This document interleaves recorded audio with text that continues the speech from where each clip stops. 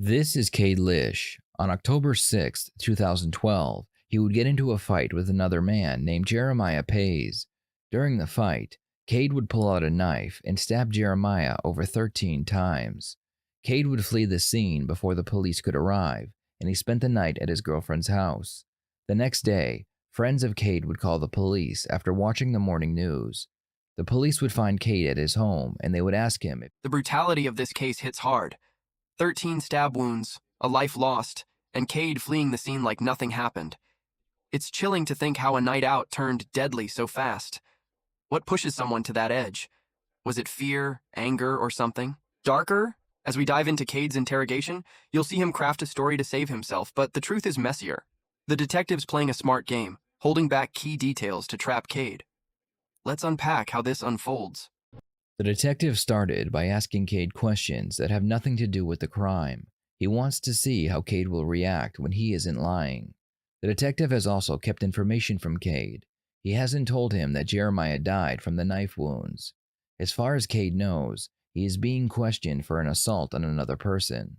Well, like I said, we're just kind of figuring out what happened out there tonight, and I don't know how much TV or whatever you watch, but typically, before you talk to a detective or anything like that, they usually advise you of your Miranda rights. Sure. Are you familiar with those? Yes, sir. Okay. I'm going to go ahead and advise you of your Miranda rights because it's kind of standard operating procedure. Anytime I talk to somebody, it protects you, it protects me, it protects everybody involved, but it makes you aware of kind of what's going on. Okay? Detectives always have to make sure a suspect is aware of their rights. But for some, being read your rights can be very scary. Most people believe that being read your rights means you have been arrested and you are being charged with a crime. The truth is, police officers are required to remind you of your rights anytime you are being questioned about a crime. To make it less terrifying, they will use phrases like, just like on TV, or standard procedure. They are hoping that the suspect will not invoke their rights and ask for a lawyer. The first one is you have the right to remain silent. Sure. You understand what that means? Yep. Anything you say can and will be used against you in a court of law. Okay. You have the right to have an attorney present with you while you're being questioned. Okay. If you cannot afford to hire an attorney, one will be appointed to represent you at no cost. Okay. And you have the right to stop answering questions at any time. Sure. Do you understand those rights? I do. Okay. And you're down here voluntarily on your own? Yes, sir. You volunteered to come down here and talk to us? Yes. And tell us what happened? Mm-hmm. And I would like to know what happened tonight. Okay. Could I ask you a question? Sure. Is this guy okay? Is he... I haven't heard the latest on him yet. Okay. But obviously he was involved in a fight as well. And so I'm just trying to piece it together what happened. Okay. And once I get some more information, I'll let you know. Sure. Okay. I went outside and I was talking to a random girl that I think she had a cousin that I went to school with. Anyway, I was talking to her, and do you know her name? I can't remember her name. Okay. And it was outside though? Yeah, it was right out front. Yeah, right out front. Okay, and Derek, right? Mm-hmm. Your boss, he'd already left? Yeah, he was gone. Did he drive or did he get a cab? I'm not sure, because we were all talking and everything, and he was talking about how he was going to go home, and I went out back on the patio, and I was talking to some people, and by the time I came back in, he had already left. So I'm not sure how he got home. I know he lives pretty near to Cannon Crest in some apartments, so he may have walked, I'm not sure. Okay. The detective is not the only manipulator in this room. Kade is about to describe his interaction with Jeremiah, and he makes sure to make himself look like a victim. He needs to convince the police that he is an upstanding citizen who acted in self-defense. So you're out front, you're talking to some girl, you know, her cousin or something? Yeah, I went to school with her cousins, and we got to talking, and a kid came out, and I was talking to her, and he said something. And I can't remember, it was something derogatory, something negative. He said something negative. And I looked over and I recognized him, and I recognized that this kid had started, kind of started some drama before at a bar, and I'm not even sure what his name is. He just knows my friend Kade. They're like previous acquaintances or something. Okay. Anyway, So you've seen this kid before? I have seen him before, yes. And it last was- time that I saw him was at the Pocket. He had started some drama there. What do you mean by drama? Just saying derogatory, negative things, trying to start a fight, basically. Okay. Do you recall anything, like what he would have said?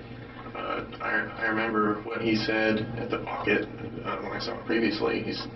What did he say then? And this wasn't on the same night. This is weeks ago. Right. He told me that, you know, my best friend, his name is Kade, my name is Kade, we're always with each other. He made a statement that we might, he figured that we were gay because we hang out with each other so much. And he had some buddies, you know, that joined in on the, and I've never even met the kid, you know, and he's called me gay. Anyway, that's what started the whole deal, and that's where I recognize him from. Did it ever get physical over at the Pocket? At the Pocket, no. He did have some friends that told me they're going to wait for me in the parking lot. But when I left, they weren't there. They didn't see me. I don't know. They weren't there. So. And this was a couple weeks ago? Yes. Okay. So you're outside Canyon Crest, and outside Canyon Crest, and talking to a girl. And this kid says something again. Yeah, he says something negative, and I look over and recognize him and said, "Oh, you're that kid that called me and my buddy gay." From the Pocket. Yeah, and from there, you know, he said something. I said something. We got into a discussion, getting kind of heated. His girlfriend, I remember her, you know, getting pretty heated too. Do you know her name? I don't know her name. Okay.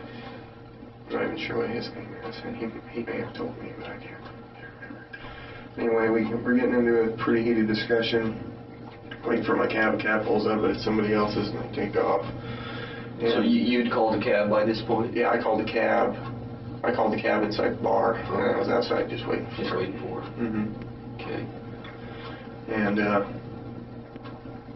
my cab gets there, and here's where I'm getting confused, because I'm trying to piece everything back together, and I'm not sure if we got in the altercation, the scuffle, the physical scuffle, before I tried to get in the cab or after, because I tried to get in the cab, and the cab driver said, you know, no, you're not going, and he kicked me out of the cab, basically. Well, why did he say that?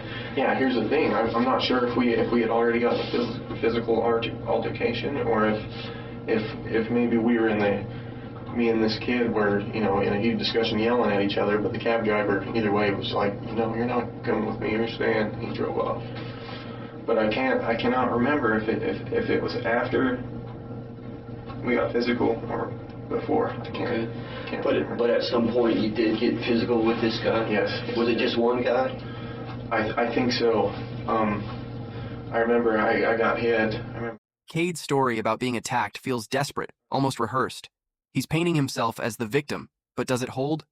Up, how he describes the fight, vague, scattered, makes you wonder if he's hiding the truth or genuinely traumatized.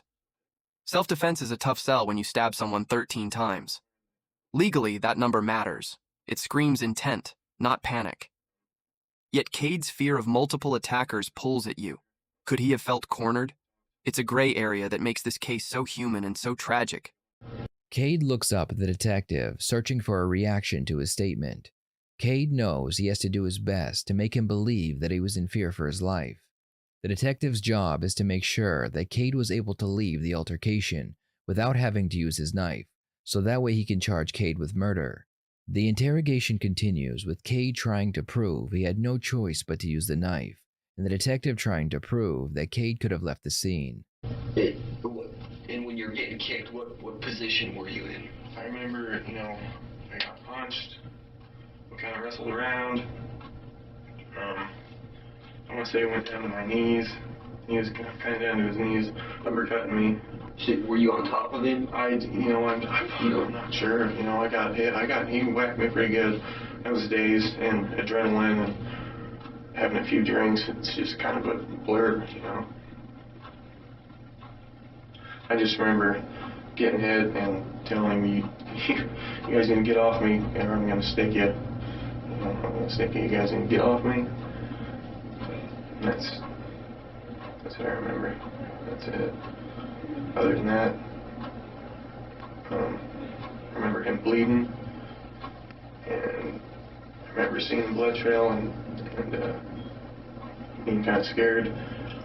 I grabbed my cell phone. I think I took off running. I tried to call. I tried to call my boss, or I was dialing 911 and my phone died. It was one of those two, but my phone was gone. And then I walked clear to where I was found, probably 6-7 miles. A problem with this case is why didn't Kade call the police and report what had happened? Before the detective has a chance to ask, Kade tells him that his phone died during a 7-mile walk home. He also says that he stopped at a local gas station, which would have been a good place to find a phone. The detective ignores this because he needs to get Kade to confess to actually using the knife, and if he starts asking why he didn't call the police right away, he may scare Kade into asking for a lawyer. You said you got in a scuffle with this guy, and were you guys exchanging punches? I don't know that I punched him at all. I know that he punched me. He punched me, but I don't know that I punched him. No, you said that that you were gonna stick him. What did you mean by that? I had my pocket knife, and I said, "You need to get off me, or I'm gonna stab you, stick you, stab you." At this point, I didn't know how many freaking guys were hitting me.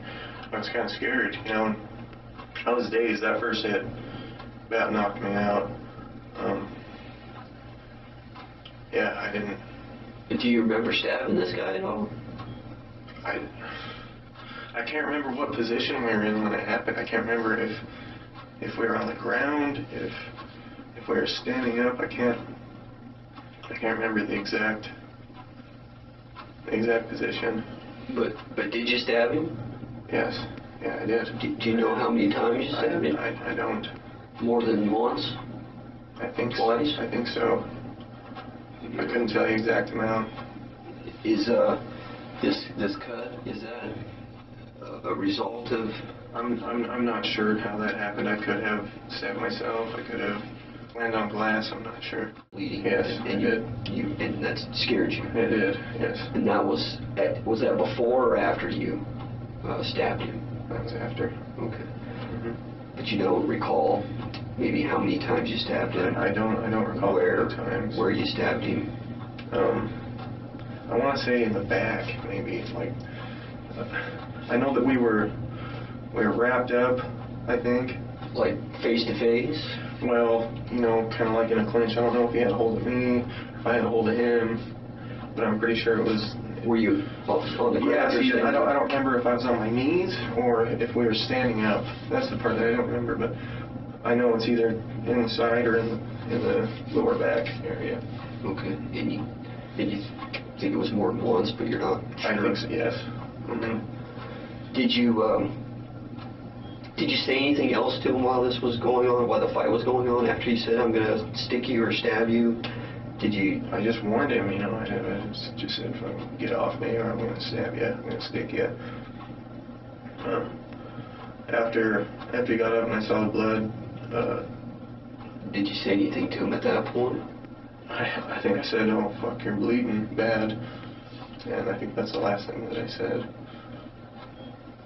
Okay. Now that they have his confession, they have to find out if Kade acted in self-defense or not. They don't have any video surveillance footage, so they are relying on only testimony to find out what happened. Kade told the detective that he believed he was being attacked by more than one person, so now the detective has to find out if there were more people involved. So, I just want to clarify something because I don't know how many people are involved yet. Okay. Because the way you kind of described this to me, I just want to make sure I got everybody involved. Sure. So, you said that when this fight was taking place, and you're kind of wrapped up with him or whatever, you said it felt like, or you thought maybe there was multiple people involved. Yeah, well, initially it was just me and him, I know that, but I got hit. He hit me first. He whacked me from there it's kind of a blur. I know at some point we went down to the ground. I remember, you know, he had me and it was like uppercuts. You know, I don't know if I got kicked in the ribs or something. But you didn't actually see anybody else. You just all I could just see from was the blood. All I could see was punches and black, basically. You know, I was. Okay, but you didn't actually see anybody else, though. No, he was just talking about his buddies, and you know they're gonna give me blah blah blah before anything even went down. But you hadn't seen them. No, He was just sitting there with the girl. it was him and the girl, and I don't know if some other people had made their way out. You know, while we were having our discussion, or if they were in the corner, if they were waiting. You know, I'm not sure. But you didn't actually see anybody, though. I don't. No, I didn't see anybody else hitting me besides maybe his girlfriend might have kicked me in the ribs, or if somebody else may have. But you're just facing that pond. Yeah, when I got hit, I was, you know, I was at the ground and I was seeing the ground, folks. So Seeing Kade realize he caused a blood trail is haunting. He says he was scared, but why not? Call for help? That 7-mile walk, avoiding the police, feels like guilt, not fear. Legally, his failure to report the crime weakens his self-defense claim. It's heartbreaking to think of Jeremiah's family, left without answers that night. Kade's story unravels here, caught between his version and the detective's push for truth. It makes you question, when does self-defense cross into something else? The detective will now confront him and tell him exactly what happened to Jeremiah. With that said, okay, there's just a couple things here that we're going to have to deal with, okay? First part is, this guy, you know, you don't know how many times you stabbed him. Do you have any idea? multiple. Okay. I couldn't give you even a close number. I know more than once. Okay. And that's kind of my issue with this incident that happened, is because of the number of times this guy was stabbed. Okay. You know, I don't have an exact count because the doc, everything that's going on. Okay. But I mean, we're looking at 13, 14 times. Okay, which is a lot. Okay. You know, a couple times I can see, you know, once, twice, 3 times. But when you start getting 10, 11, 12, 13, I mean, that's a lot of times to stab somebody. Okay. And I understand, I mean, you told me what happened, why you did, and everything like that, but I got to look at everything involved here about what happened, okay? So the number of times this guy was stabbed is a concern to me, okay? The second thing here, and this is probably going to be the hardest part to deal with, okay, is this guy's died. Okay.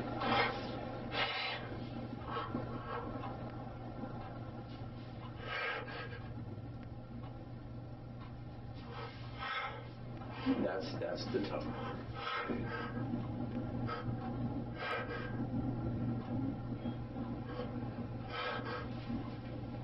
No.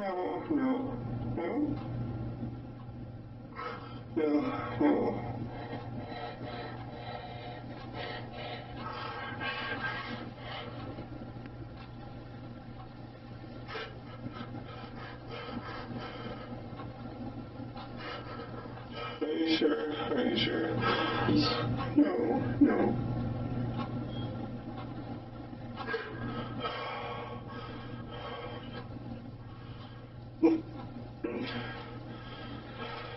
So there's I mean, it's gonna, yeah, I can't imagine, you know, this is a difficult situation for everybody involved, okay?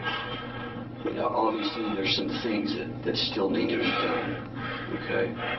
On my end, you know, it's my job to gather all the information, put a case together, and the facts of what happened, you know, it all seems to come out in the end, okay? But like I said, these 2 issues, okay, the fact that he was stabbed so many times, and the fact that he's dead, okay, you know, it doesn't leave me with a lot of choice here as to what to do with you, okay? And you probably understand that, right? Okay, so you're going to go to jail today. Okay. I don't know how long you're going to be in there, okay? there's, like I said, there's a lot of things still that needs to be done. So don't count yourself out or anything like that, okay? Okay. But this is the process at this point. According to the information I have, this is kind of what we need to do. Okay? So this is how it's going to go. Okay? Okay. You're welcome to talk to me anytime you want. Okay?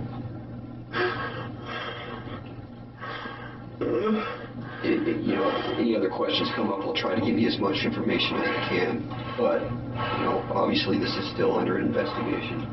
And some things are sensitive to that. Okay? But an officer's going to come in here and take you over to the jail. Okay? Do you have any questions? Anything I can do for you right now? Is there any way that you could tell their family that I'm sorry? But I didn't want this to happen. Yeah. Is there any way, if you see him, if they're here, is there any way you could tell them that? We'll pass that information on. Okay. Okay. Obviously, it's a tragic incident that happened. Kade would take the case to trial, and he would be found guilty of manslaughter. He would receive 22 years in prison, and he would be eligible for parole after serving 10. Cade's no, no, no, when he learns Jeremiah died, hits like a punch. His remorse seems real, but is it enough? 22 years for manslaughter feels heavy, yet Jeremiah's family lost everything. The law balanced Cade's regret against his actions, but it's hard not to feel the weight of that night. How does a moment of rage end like this? This case leaves you wrestling with justice, intent, and redemption questions. What do you think? Did Kade deserve a second chance?